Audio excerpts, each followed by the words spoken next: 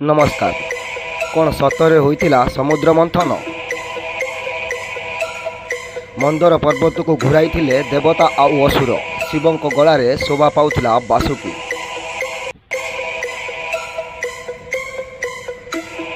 आज्ञा हाँ, एबे बासुकी नाग को नहीं प्राय सोशल मीडिया रे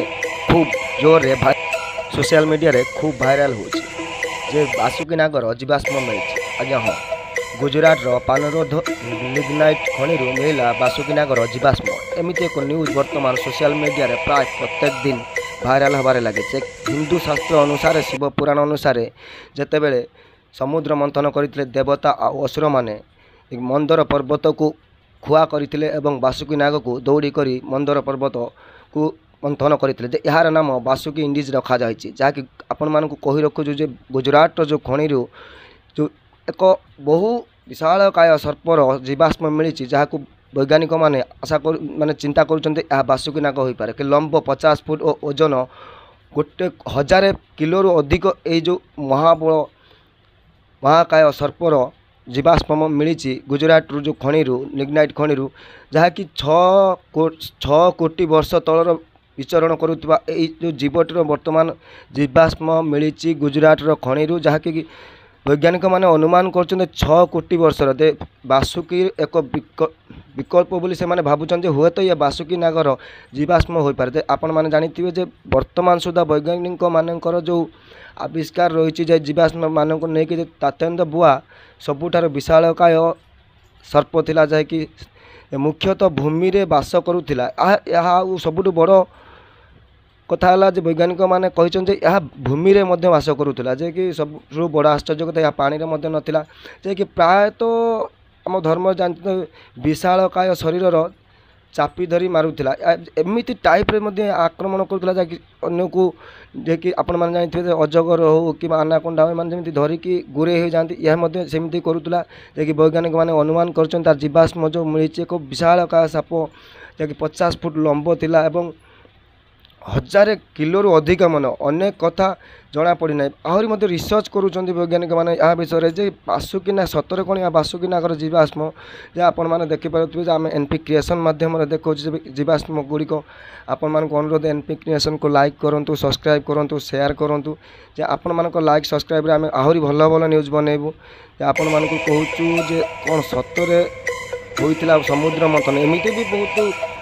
मंदर पर्वत को घुराई देवता जो पर्वत को घुराई समुद्र मंथन कराइला से पर्वत नाम था मंदर पर्वत एवं बासुकी नाग को दौड़ी कर घुराई जे समुद्र आपण मैंने जानी शिव पुराण अनुसार विष बाहरी अमृत बाहरी माता लक्ष्मी बाहरी बहुत किसी बाहरी से जो समुद्र मंथन करते